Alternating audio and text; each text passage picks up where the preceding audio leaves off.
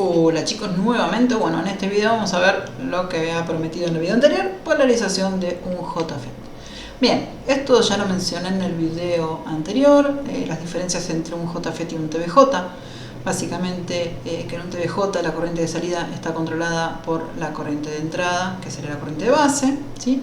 Vamos a hablar en una configuración en el emisor común. Y en contrapartida, en un JFET, la corriente de salida, que vimos que es la corriente de drain, va a estar controlada por la tensión de entrada, que es la tensión entre gate y source, ¿sí? Al observar las ecuaciones, lo que notamos es que en un TVJ la relación entre la variable de salida y la de entrada es lineal, ¿sí? Es beta, ¿sí? El beta es constante, aumento corriente de base, aumenta corriente de colector. Pero en un JFET la relación entre la variable de salida ID y la de entrada es cuadrática, ya vimos recién la formulita. Bien, vamos a ver tres polarizaciones, las bases sería, o sea, polarización fija.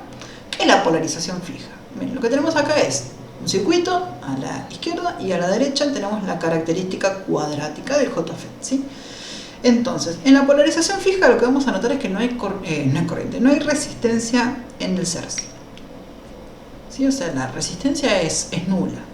Y lo que vamos a tener es una fuente conectada en el gate, esto que tenemos acá. Esa resistencia, ¿sí?, del gate, es lo que les dije en el video anterior, no va a afectar a la resolución, no va a afectar a la recta de carga, porque como la juntura entre gate y source está en inversa, ¿sí?, hay una brutal resistencia de entrada entre gate y source, es muy grande, en torno a varios megohms, con lo cual esa resistencia en gate no hace nada porque no circula corriente por ahí, o sea que puede estar o no estar. Entonces vamos a ver cómo plantear la recta de carga para este caso sencillo, ¿sí? El caso sencillo es, tengo una fuente negativa en gate y no tengo resistencia en source.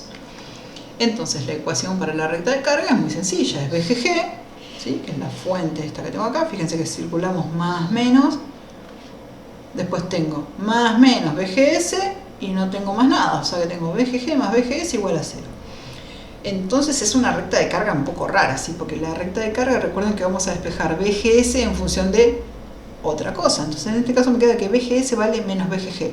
Vamos a decir, ¿pero eso qué tipo de recta es? Una recta vertical, ¿sí? Es el caso más sencillo, ¿sí? Lo que podemos ver ahí entonces en el gráfico es que tenemos en celeste la característica cuadrática del FET y en negro la recta de carga. En el punto donde cruzan, ¿sí?, la característica del FET, o sea, la curva del FET y la recta de carga, tenemos el punto solución o punto Q, ¿sí? Entonces, una vez que hallamos esa corriente de drain, lo que podemos hacer es hallar la B de drain source en el punto Q, la B de drain source en el punto de polarización. Entonces, sabiendo la corriente de drain de polarización, simplemente es plantear la malla de salida es B de D menos la corriente de drain esa que acabamos de hallar, I de Q, por la resistencia de drain. Eso es la B de drain source de polarización, ¿sí? O sea, es lo que queda, la suma de eso. Bien, eso sería el caso más sencillo, polarización fija. No va a haber casi polarizaciones fijas porque tienen algunos inconvenientes, pero bueno, es la primera. Otra que vamos a ver es la autopolarización. Hago la aclaración, si escuchan ruidos raros es mi perra, ¿sí? Autopolarización. Bien, la autopolarización ahora lo que vamos a ver es caso contrario. No tenemos fuente en gate, vamos a tener una resistencia que, como dijimos, puede o no estar porque da lo mismo, ¿sí? Esta resistencia tiene una explicación para alterna, ¿sí? Por eso está puesta, no es para continua, podría no estar, ¿sí? Para alterna es para que esta tensión de alterna no se vaya más, ¿sí? Pero bueno, en continua podría estar o no, que nos da lo mismo. Pero ahora tenemos una resistencia en source, ¿sí? Entonces, autopolarización, hay resistencia en source, no hay fuente en gate. Esa resistencia RG no afecta al análisis, que es lo que hemos dicho antes. Entonces, en continua, si fíjense, saqué esa fuente de alterna que estaba ahí, es equivalente a tener el gate directamente a masa, porque esa resistencia RG no afecta. Entonces, fíjense que ahora, si yo quiero plantear mi recta de carga, lo que voy a tener es que la tensión acá no es nada, o sea, en gate no tengo nada, tengo 0. Entonces me queda VGS más corriente de drain por RS igual a 0. Entonces es lo que tengo acá, ¿sí? Planteo la mallita, ¿sí?, para el método gráfico. VGS más corriente de drain por RS igual a 0, con lo cual puedo despejar ahora la tensión gate source.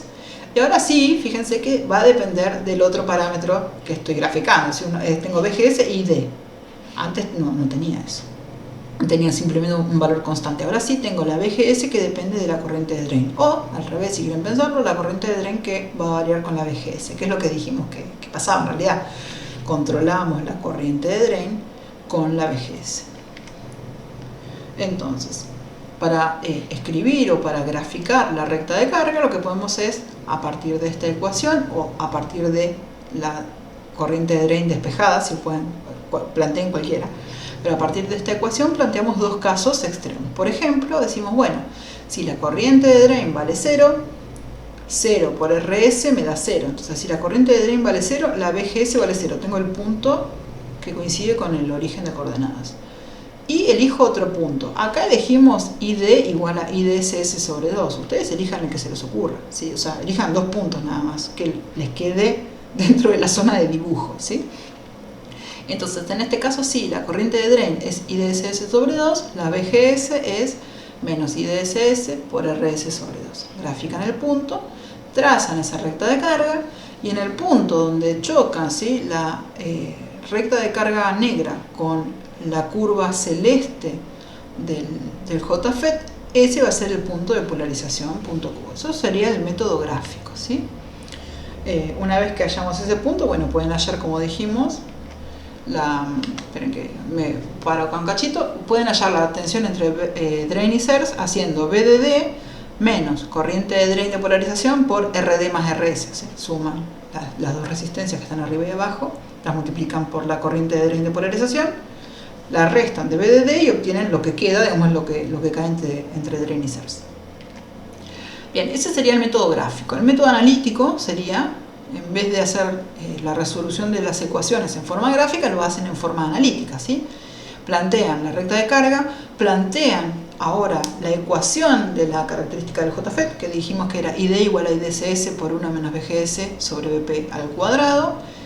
Se fijan donde, digamos, las dos soluciones que les va a dar, en este caso si igualan las corrientes de drain, van a obtener valor para BGS. Y lo que van a obtener son dos soluciones para BGS, porque justamente es una ecuación cuadrática. Lo que tienen que ver es que tienen que descartar la que es menor a BP, porque les va a quedar, digamos, más a la izquierda de BP, y eso no tiene sentido físico. Entonces se tienen que quedar con el valor de BGS que está entre 0 y BP, ¿sí? Quedan en esta zona, en la zona digamos, cercanas al eje. Bien, otro tipo de polarización es polarización por división de tensión. Entonces, básicamente lo que vamos a tener ahora es, vamos a tener resistencia en source, vamos a tener una fuente de alguna manera en gate, pero a través de un divisor de tensión, ¿sí? Hay un divisor de tensión, lo que es muy fácil de hallar la tensión en gate, porque básicamente va a ser BDD sobre R1 más R2 multiplicado por R2. ¿Por qué? Porque como no hay corriente en el gate, ¿sí?, el Thevenin es muy sencillo, simplemente una corriente que circula y no se desvía. Entonces, la tensión en gate la saben, BDD por R2 sobre R1 más R2. Hay resistencia en el source, que es lo que nos va a dar la pendiente de la recta. Entonces, la recta de carga, ¿sí?, planteamos, digamos, esto de acá, lo que les va a quedar es, tenemos una tensión en gate, BG, menos BGS, ¿sí?, menos corriente de drain por RS. Les queda un poco más complicada, que sería uno de los casos más genéricos, el de la polarización por división de tensión. Entonces, y además esto, que BG habíamos dicho que tiene un valor, ¿sí?, que depende de las resistencias y la tensión de drain, de la BDD. Recta de carga, ¿cómo la llamo? Nuevamente hacemos lo mismo. Si la corriente de drain vale 0, me queda que BGS vale BG. Si BGS vale 0, que sería el otro punto, me queda que la corriente de drain vale BG sobre RS. Y bueno, plantean esos dos puntos, ¿sí? BG o BGS igual a BG y corriente de drain 0, o BGS igual a 0 y corriente de drain igual a BG sobre RS. Nuevamente, donde corta la recta de carga negra contra la característica del JFET en celeste, vamos a tener el punto Q. Acá lo que pueden ver fácilmente, ¿sí?, en este caso, es que pueden modificar el punto de polarización o bien modificando el valor de BG, o sea, alterando la relación entre R1 y R2, o de manera más sencilla, variando el valor de RS, ¿sí? Ahora vamos a ver un poquito de eso, pero bueno. El método analítico es lo mismo, simplemente recta de carga y la característica, pero en forma escrita, sin forma de ecuación del FET, hallan el punto, los dos puntos, digamos, BGS1 y BGS2, descartan el que es menor a BP y se quedan con el otro, ¿sí? Esto es lo que les decía recién. Variando RS podemos cambiar gráficamente, muy fácilmente el punto de trabajo. También podría ser variando R1 y R2, lo que se les va a correr es el punto BG, ¿sí? Pero ahí podemos ver que solamente variando la resistencia en surge podemos pasar de un valor de corriente de drain alto a un valor de corriente de drain bajo, ¿sí? Entonces acá surge la duda, ¿método analítico o método gráfico? ¿Cuál uso? Porque, digamos, ¿por qué viene esta cuestión? Cuando yo estudiaba, y hoy en día sigue pasando, capaz que un poco menos, pero bueno, cuando yo estudiaba había una gran diferencia entre los chicos que tenían calculadoras potentes con los que teníamos calculadoras comunes, que yo la Casio 1050, no sé, la común. Y era que nosotros, los que no teníamos calculadoras potentes, hacíamos el método gráfico. Y los que tenían calculadoras potentes metían todos los dedos, todos los valores en la calculadora y obtenían el punto justo.